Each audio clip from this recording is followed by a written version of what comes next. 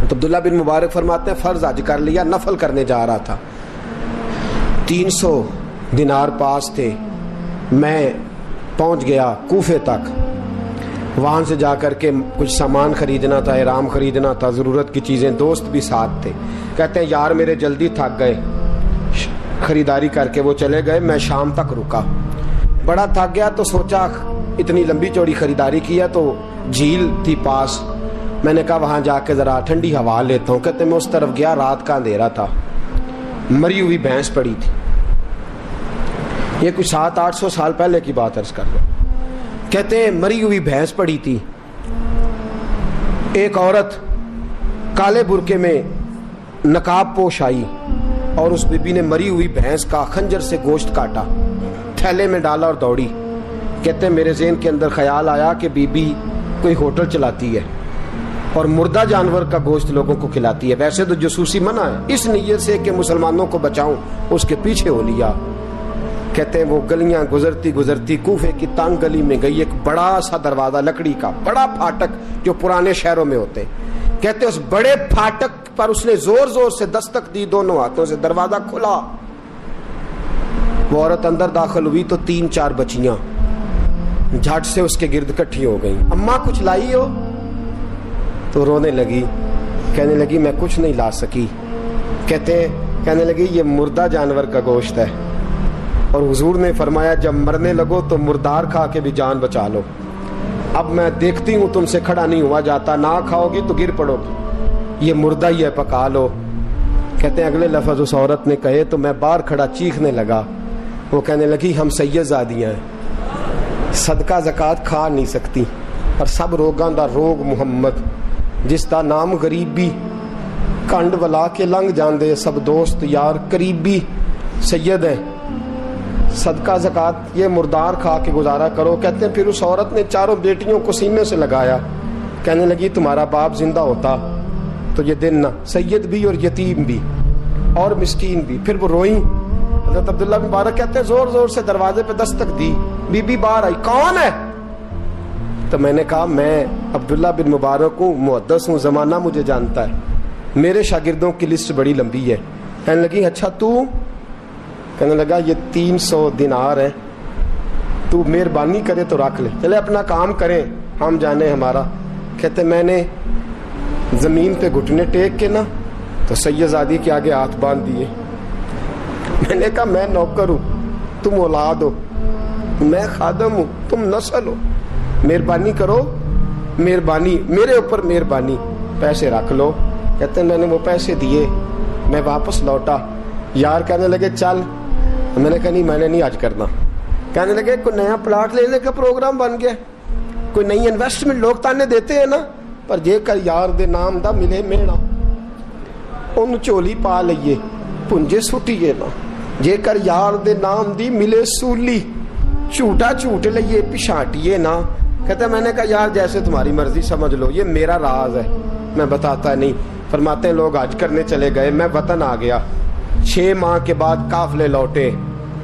جاگ کے سننا ذرا بات، میرے نبی نے فرمایا تو میرے امتی کی پریشانی دور کر، اللہ کامل حج کا ثواب دے گا، فرمایا میرے حبیب علیہ السلام کی امتی حضرت عبداللہ بن مبارک فرماتے میں آیا حج کر کے، حاجی آئے تو میں بڑی حسرت کے ساتھ، میں گھر میں روتا تھا، سوچتا تھا آج وہ مینا میں ہوں گے، آج وہ مزدلفہ عرفات میں ہوں گے، آج وہ لوگ جمرات کی رمی کر رہے ہوں گے، میں تڑپ کے سوچتا تھا آج در رسول کی حاضری دے رہے ہوں گے، کہتے میں روتا تھا، جب حاجی لوٹے 6 ماہ کے بعد تو حاضری دینے گیا، ملنے گیا، پہلا دروازہ کھولا حاجی صاحب نے، میں نے کہا مبارک ہو، کہتے ہیں میں نے مبارک دی ذرا سنیے گا، کہتے ہیں وہ حاجی مجھے ڈانٹنے لگے، کہنے لگے چھوڑ یار اتنا بڑا آدمی ہو کے تو غلط بات کرتا ہے، میں نے کہا کیا ہوا؟ کہنے لگے تو نے ہمیں کہا کہ جانا نہیں، اور پھر ہم مینا میں آوازیں دیتے رہے تو بات ہی نہیں سنتا تھا، ہم آوازیں دیتے رہے ان اللہ علی کل شیء قدیر، آوازیں دیتے تھے، سنتا نہیں تھا، کہتے میں حیران ہوں، میں یار میں تو گیا نہیں، کہنے لگے ہم 11 حاجی جھوٹ بولتے ہیں تو اکیلا سچ بولتا ہے، سب نے دیکھا ہے. کہتے میں پلٹ آیا. چوتھے دن پھر ایک حاجی کو ملنے گیا, مبارک دی. کہنے لگا چھوڑ کس بات کی مبارک, میدان عرفات میں تو نے بات بھی نہیں سنی, اور یہاں مبارکیں کہتے ہیں عرفات میں, اور میں تو. کہنے لگے چپ کر, غلط بات بھی کرتا اتنا بڑا محدث ہو کے. کہتے ہیں جب آخری قافلے آئے, آخری دن تو 8-10 قافلے کٹھے آئے, شام تک 7 قافلوں سے ملا. ہر ایک مجھے کہنے لگا بندے کے پاس گھوڑا نیا آ جائے, سواری بڑی آ جائے تو یاروں سے تو ملنا چاہیے نا, تو آواز ہی نہیں سنتا تھا. فرماتے ہیں میں تھک گیا کہ الہی ماجرا کیا ہے, میں تو یہاں اس شہر کی گلیوں میں پھرتا رہا اور یہ سارے حاجی کیا رہے ہیں. فرماتے ہیں رات کو حضرت ربیع بن اسلم, وہ بہت بڑے بزرگ محدث تھے, وہ بھی حج کرنے گئے, دروازے پہ دستک دی, باہر آئے تو جھگڑنے لگے. کہنے لگے تو نے مجھے کس مشکل میں ڈال دیا ہے. میں نے کہا حضور کیا ہوا, کس مشکل میں. میں تو کہنے لگے چھوڑ یار, عالم تھا تو میں تیری عزت کرتا تھا, تو نے یہ کیا کیا. میں نے کہا کیا ہوا. کہنے لگے یاد نہیں جب تو روضہ رسول کے سامنے ملا تھا, جب نبی پاک کے مواجہ کے سامنے تو پیسوں والی تھیلی مجھے پکڑا گیا, پکڑ اپنے پیسے. میں تو سنبھالتے تھک گیا ہوں. کہتے ہیں یوں سینے سے پیسے لگائے, گھر آیا, عشاء پڑی تو سو گیا. میں نے کہا یا اللہ عقدہ کھول دے. رات گہری ہوئی, میرے گھر کی دیواریں چمکنے لگیں, نور پھیلنے لگا, خوشبو پورے شہر کو معطر کرنے لگی. کہتے ہیں میں نے آنکھ جھپکی تو سامنے اللہ کے رسول تشریف فرما, سامنے محبوب تشریف فرما ہے. خواب میری وچ آیا ماہی, میں اودے گل وچ پا لئیاں باواں, تے ڈر دی ماری اکھ بھی نہ کھولاں, کتے پھر وچھڑ نہ جاواں. فرماتے میں محبوب پاک کی زیارت کی تو نبی پاک علیہ السلام کا دیدار کر کے پھوٹ کے رویا. اب میرا دل تھا حضور بولے, کوئی بات کریں. محبوب بولے, لب کھولے. فرمایا کیا. حضور نے فرمایا میں تجھے کتنے اور گواہ بھیجوں کہ تیرا حج ہو گیا ہے. میں کتنے گواہ بھیجوں کہ حج تیرا بے پرواہی ویکھ سجن دی, جتھے کسے دی پیش نہ جاوے انہیں تاجاں والے در در رولے, منگتے ہیں تخت بٹھاوے, آزم کسے نو کارا مل دئی, کسے نو کارا مل دئی, کوئی کعبے ہو خالی آوے. فرمایا کتنے گواہ بھیجوں کہ حج ہو گیا. میرے حبیب نے فرمایا اٹھ کے تھیلی کھول کے گیل لے, تو نے 300 دینار دیے تھے, میں نے 600 کر کے واپس کیے. فرمایا گن. حضرت عبداللہ بن مبارک نے 60 حج فرمائے. اس کے بعد کتنے حج کیے, ایک فرض کیا ہوا تھا 61 ہو گئے. فرماتے ہیں میں بار گیا, اور جب بلایا سرکار نے خود ہی انتظام ہو گئے. فرماتے ہیں بار میرے حبیب نے فرمایا تو آ چاہے نہ آ, رب نے تیرے نام کا فرشتہ بنا دیا ہے جو قیامت تک تیری طرف سے حج کرتا رہے گا.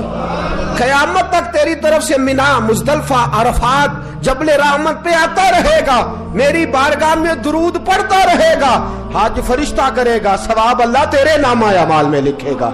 میرے دوستو, میرے نبی نے فرمایا میرے امتی کی ایک پریشانی دور کر, اللہ قبول حج کا ثواب عطا فرمائے گا. غریبوں کا حج ہے کہ نہیں, بولے. اشراق چاشت پڑھ, حج ہے. 2 لوگوں کی صلح کرا, حج ہے. علماء کی نوکری کر, ایک دفعہ 70 حج تجھے ملیں گے. اور میرے رسول پاک صلی اللہ علیہ وسلم نے فرمایا سوکھا حج ہے, سامنے ابا جی ہیں, سامنے اماں جی ہیں, بار پیار سے دیکھ, بار حج کر, بار پیار سے دیکھ, اور کسی غریب کی مدد کر دے, سڑک پار کرا دے, میڈیکل سٹور سے دوائی لا دے, کسی کی نوکری کر دے. بچہ گھر میں نہیں, ابا جی بیمار ہو گئے, جا بھاگ کے تو چچا کو چھوڑا ڈاکٹر تک, تو نیکی کر, اللہ تجھے پورے حج کا ثواب عطا فرمائے گا. حج بڑے ہیں, کرنے کی تیاری کرو. حج کا بڑا موقع ہمیں میسر آتا ہے, بس پروگرام بناؤ. صحیح مسلم کی حدیث, کتاب کا نام کیا ہے, اور بڑی مضبوط حدیث. میرے نبی پاک صلی اللہ علیہ وسلم فرماتے ہیں کچھ لوگوں کو اللہ قیامت میں کھڑا کرے گا, اور کھڑا کر کے فرمائے گا چلو جنت میں جاؤ. عرض کریں گے مولا ہم تو پاپی گناہگار, پتہ سارا سردار نو کیتیاں دا, ہم تو بڑے گناہگار, کس وجہ سے جنت. فرمایا تمہارے حج کی برکت سے, تم نے حج کیا تھا نا, اس برکت سے جنت. تو بندے عرض کریں گے مولا ہم تو ماڑے تھے, غریب تھے, گئے ہی نہیں, حج کیا ہی نہیں, تو حج کی وجہ سے معاف کر رہا ہے. تو رب کریم فرمائے گا جب حاجی جاتے تھے دل تڑپتا تھا نا, جب حاجی جاتے تھے آنکھیں برستی تھی, جب حاجیوں کے قافلے نکلتے تھے اس وقت تمہارے دل میں خواہش پیدا ہوتی تھی, فرمایا تم تڑپا کرتے تھے, میں نے تڑپ پر ہی تمہیں حج کا ثواب دیا, اور خالی ثواب نہیں دیا, اس حج کی برکت سے آج جنت بھی عطا فرما رہا ہوں. میرے دوست پروگرام بنا, تڑپ پیدا کر, نیت پیدا کر, یہ نہ کہا کر کہ حج تو صرف امیروں کا ہے, غریب کیسے کرے, حج بڑے ہیں, کرنے کی تیاری کر. تو پروگرام بنا, میرا رب تجھے گام گام پہ, نگر نگر پہ, گلی گلی حج کا ثواب دے گا. ہمیشہ مدحت خیر الانام میں گزر